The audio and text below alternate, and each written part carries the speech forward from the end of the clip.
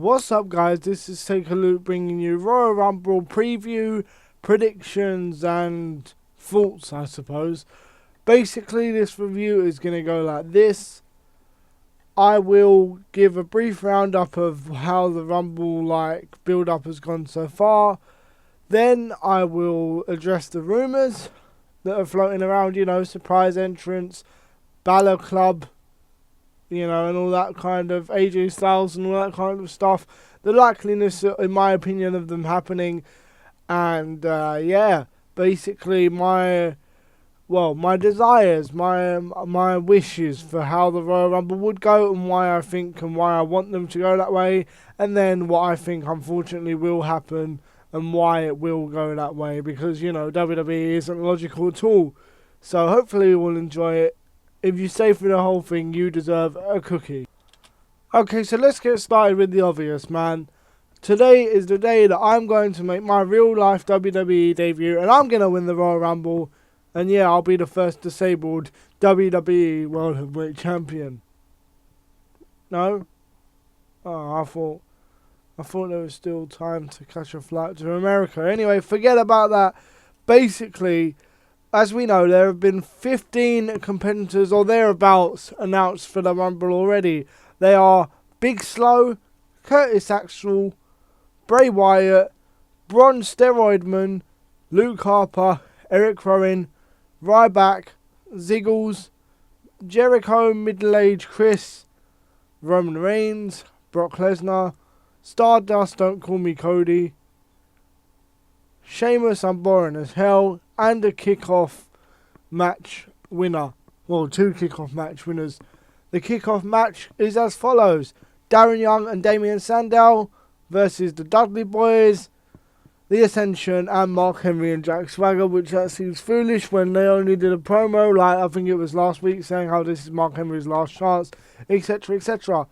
It is dumb. It is annoying. What is the point? Just to drum up some interest on the kickoff show. Ridiculous.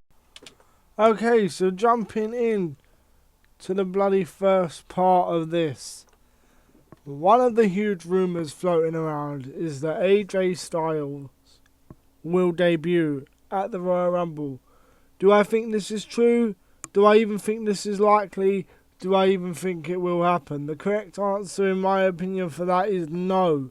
Simply because WWE have had so many issues over the last couple of, I don't want to say weeks, but I don't know. There's been a report emerging that AJ Styles had an agreement with TNA that he, metaphorically speaking, I don't quite know how to describe it, but that he backed out on, basically. So he's backed out on joining TNA again, plane tickets were bought, things were signed, all of this kind of logic, and then, apparently he's backed out when WWE came in. So, I think as well that from a WWE, logic, from a point of view, you can't really have AJ Styles debuting the match, because, come on, for a debuting wrestler, especially one as, popular and as, let's face it, as good as AJ Styles, you'd have no other choice but to, have the guy, have him basically go on. How can I put this? To have him basically go on and win. I mean, that's more or less the only thing you can do, right? I mean, AJ, it doesn't take a lot with old AJ Styles, but, I don't think he will debut, simply put because there's nowhere for him to go and everything like that. However, as for Finn Balor and the rest of the New Japan Pro Wrestling dudes, right, I believe it's New Japan Pro Wrestling. I'm not as clued up as I'd like to be, but Finn Balor may well debut in the Rumble. I mean, they did it with Rusev 2 years ago, and then he debuted after WrestleMania that year. They did it last year with, 1 or 2. So, excuse me. So, basically, I see it happening. This is Finn Balor's time, and, it'll be no better. And this is going to contradict something that I said earlier on, but will he bring in his other members of that other, the Balor Club, the Bullet Club, whatever? Maybe not, because I feel like the Rumble is congested enough already.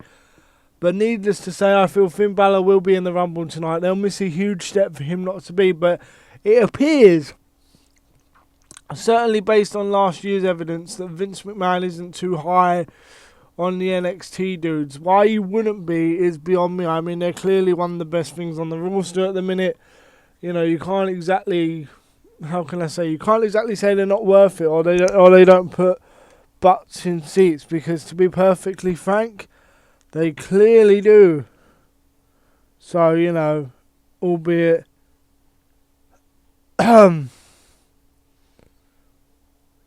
I don't know, man.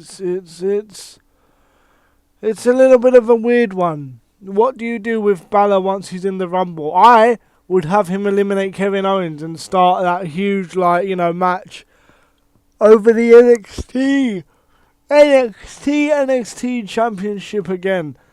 And that ties in with one of my points further down the line in this review, but, not to go into too much detail about that yet. Kurt Angle returning to WWE. Straight out, no. This one's got even less chance happening of the other two. I don't believe, no. Just no, it's not happening.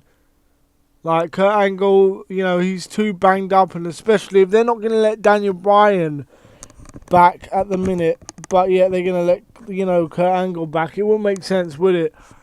Unfortunately, I'm one of those people that would love to see Angle wrestle one more WWE match. I still believe if you give the guy a Shawn Michaels type schedule, only weekly Raw matches and, a few tag matches in there instead of single matches and no house shows, then why not? Why not? Simply put. I have no idea why that wouldn't be the case. But, it does have to be said that I gotta believe that, the chance will be, it will be there at some point in the future for Kurt Angle to return to the WWE. Because it's gotta happen, right? Okay, another rumour we have is that The Undertaker will make an appearance. Hell, some people are going as far as to say Undertaker might make an appearance at the Rumble. Do I believe that it's a possibility that Taker will make an appearance? Yes, because of the simple fact that John Cena was laid out injured over the last couple of weeks after coming back off a 2 months hiatus. We had Cena back for 1 week, man. That was really unfortunate, but you gotta believe that Undertaker will make some kind of appearance to foreshadow who he is having a WrestleMania main event with. As for Undertaker actually winning the thing and winning the title, I would love for that to happen. If by the end of tonight we're all watching the Rumble and we see Undertaker actually win the damn thing, if we see him win the damn thing, that'll be like holy shit, and I would literally be in love with anyone in WWE for the rest of my life. But unfortunately that won't happen. Taker will probably come and, knowing the WWE logic, he will actually feud with fucking Braun Strowman or whatever. To assess the latest rumour now revolving Triple H, a lot of people think Triple H will come back and get involved in this match tonight. So much so that he's fucking Paddy Powers, odds-on favourite, to fucking actually win the match tonight. It is ridiculous. It is absolutely ridiculous. He is like the odds-on favourite. It is beyond. That is like, what the fuck? Literally. But.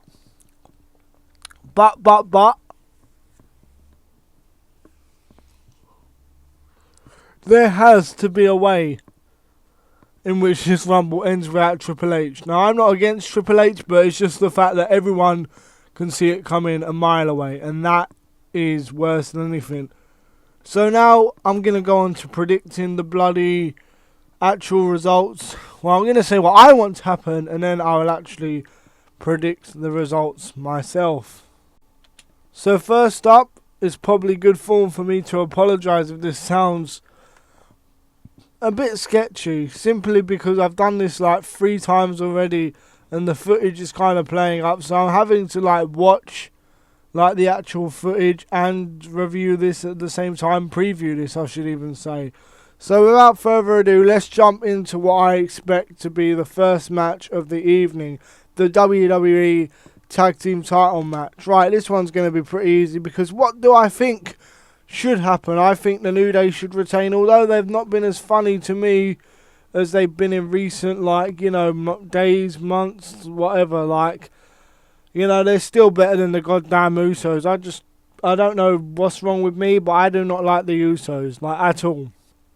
It is ridiculous. I do not like the Usos. There you go, I said it, I don't regret it. Simply put. Okay, next we have Charlotte versus Becky Lynch with Ric Flair alongside. Now, I think Becky should go on and win this, man. I really do. What is the worst thing that could happen? You know, it's got the best Divas storyline behind it that there's been in a while, and I know it isn't that good, so that says more bad about the Divas than it does about anything else. But, you know, this story is built around a friend who's been let down. She wants to, you know, regain some revenge, some vengeance, quite simply put. And, you know, I believe Becky when she talks, and that is the most important thing. I believe she's hurt, and I believe she's pissed off. Do you know what I mean? I believe it. I believe it's there. You know, quite simply put, it's definitely there. Becky will maintain some crazy fucking momentum if she wins this match. I believe the girl can talk. She's gone from being a background character in this Divas Revolution to right at the forefront, probably just behind Sasha Banks, to be honest, in the best diva doing all this shit, man. Good God, what happened to Paige? She was once at the forefront of everyone's mind. But no, sadly, although I think Becky Lynch deserves to win here, I think Charlotte will win with some shenanigans, which I suppose isn't too bad in and of itself. It's just a little bit of a letdown when you consider what could be in that matchup and how well Becky Lynch has actually done. Charlotte is a damn good wrestler as well, but for whatever reason, she's just not connected as well with the WWE universe as she did the NXT crowd. So notice I use crowd and universe in different ways there. But no, Charlotte will retain via shenanigans. That is how I see that going. Alberto Del Rio versus Kalisto. A very similar story to the Becky Lynch one. Why the hell would you hand Kalisto the actual title belt and then, quite simply put, have him be mugged off? Literally. Like, mugged off. Mugged of the championship. Mugged of the belt. I mean, alright, cool. It's good for now the guy can say he's a former US champion. Okay, I'm not going to lie. That is pretty darn good. But at the same time, he held it for a day. Literally. Like, God. You need Kalisto to win this one. The kid has got all the tools, man. He can talk. He's more convincing than Rey Mysterio. I'm not going to say he's a better wrestler than Rey Mysterio, but he's certainly got a little Rey Mysterio-esque about him. So Kalisto should win this one. He clearly don't need Sin Cara. Like, you know, nothing against Hunico. He's a better fucking Sin Cara than the Mexican dude, Mystico, or whatever his name was. Fair enough, but, you know, just Kalisto, really push the button, pull the trigger on Kalisto. Have him go on to win the belt and hold it to maybe after WrestleMania, and then he could drop it back to Sami Zayn or someone along those lines if he really wants to. Or even maybe a heel Sin Cara. Hell, why don't you have a heel Sin Cara get jealous and beat him up on a fucking pre-match Raw? Like on a pre-WrestleMania Raw. I mean, bloody hell. I know that Sin Cara isn't the best wrestler out there, but surely you can trust him to have a good match with another like Mexican, Spanish-speaking kind of guy, you know. It'd be easier then, in my opinion, for Sin Cara to have a good match. I mean, he's not terrible. He's better than me. Good God almighty. So have Kalisto win the belt and have him do something with it, because unfortunately Del Rio and WWE, they do not mix. Sadly enough, I don't want to say it, I really don't, but it has to be said. Del Rio and WWE, they do not mix. You understand me? Like, they do not mix in the slightest, like, at all. Like, they do not mix. Like, if you've seen some of Del Rio's work, and I believe it's AAA, I think it is. Like, he is brilliant. I think his name was Alberto Del Peron or something like that, or something like that. Some hard name to pronounce, but whatever. He was much better there than he is in WWE. He's just boring and bland in WWE. I believe that WWE will have Del Rio retain. Simply because they're high on him. They obviously paid him a lot of money to come back, and they're not willing to give up that investment either. Which, no business really would. But sometimes when an investment is failing, you have to admit that, you have to admit that that's pretty much it. And that's like, and that's that basically. Sadly enough, it may well be. But, we'll see. But for me, Del Rio will retain, even though he... So, up next, I believe we have Dean Ambrose versus Kevin Owens. Okay. Quite simply put, both of these men are going to get damaged if it's a clean like match. If the match just finishes without any interference, right? I know it's a last man standing match, and a last man standing match never truly is clean, but think about it. If you have Kevin Owens beaten up to the point he can't stand by Dean Ambrose, where does that leave Kevin Owens? A guy that should have been treated like Goldust. And I don't mean Goldust the person either. Not that Goldust the person isn't great, because he is, but, you guys get the premise. It's like he should have been treated special, like a precious gem. Simply because he hasn't been. After he beat John Cena, he lost to him twice, and that was pretty much that. Before he gained the IC title, started working his way back up the card, but yeah, he lost it, which is, again, fair enough, because Dean Ambrose has got singles gold again. I mean, that's nice as well. But Dean Ambrose himself spent a large part of the last of 2014 and early parts of 2015 losing all of his feud. Bray Wyatt comes to mind, Seth Rollins, and, I'm sure there's probably one or two other names he's lost against there that I'm not mentioning. Anyway, how you have this done. Now, I mentioned Finn Balor coming in the Royal Rumble, right? And starting beef with Kevin Owens. But what if the ghosts of Kevin Owens' NXT past come back to haunt him? And by that I mean have Sami Zayn, yes, a returning from injury Sami Zayn, interfere in the last man standing match and have Kevin Owens lose via Sami Zayn, essentially. That is what should happen. Why? Because Sami Zayn doesn't forget how Kevin Owens came in, pushed to the front of the line, powerbombed him on the side of the ring, and literally stole his NXT title away from him. And then you could have Finn Balor do the same, and then you could have Sami Zayn eliminate Finn Balor in the Rumble, and then before you know it, you got a fantastic WrestleMania match. And yes, WrestleMania triple threat: Kevin Owens, Sami Zayn, and Finn Balor for the WWE NXT title. There you go. That's a WrestleMania main event in and of itself. Well, you know what? Fuck it. Them guys could main event Mania now. Fuck it. That would sell tickets. I don't care. They wouldn't main event Mania, obviously, but they fucking could. They fucking could.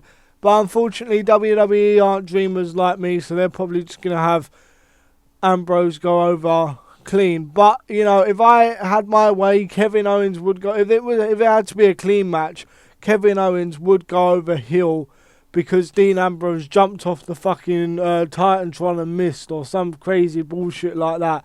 Have Kevin Owens really be put over as one arse-kicking mother sucker. Right, now let's go on to the Royal Rumble match itself and set ourselves up for some WrestleMania matches. Okay, to put it simply, the League of Nations has to disband in the Royal Rumble. This could be done easily. You could have Rusev be, setting Roman Reigns up, holding Roman Reigns up for a bro kick. Have Sheamus bro kick Rusev by accident after Roman Reigns ducks, sends Rusev over the ropes. Later on, or immediately after, whatever you fancy, have an opportunistic Del Rio throw Sheamus over the top rope, and then have Barrett do the same to Del Rio.